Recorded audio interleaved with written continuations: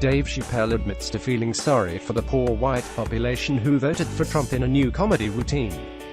Chappelle returns to the small screen with a new stand-up special, Equanimity, set to stream on Netflix December 31st, with a segment dedicated to his sympathy for poor white Trump voters.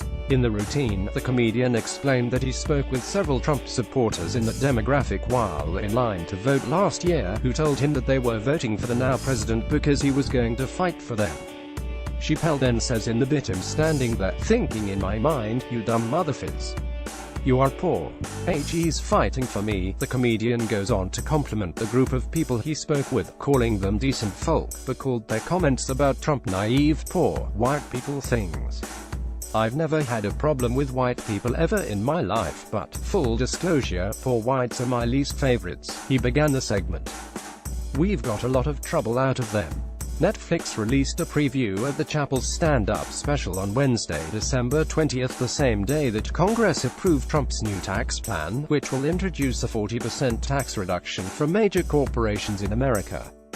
Following the 2016 election last November, Chappelle hosted Saturday Night Live and performed a joking monologue about how he planned to give Trump a chance.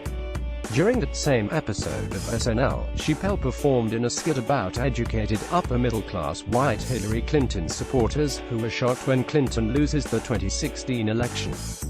Chappelle is then joined by fellow comedian Chris Rock, who informs the disappointed Clinton supporters that it was clear that Trump was going to win the election due to country's long history of racism. In August, Chappelle appeared on The Late Show, and talked to host Stephen Colbert about hosting SNL that night. "It's not like I wanted to give him a chance that night," he said.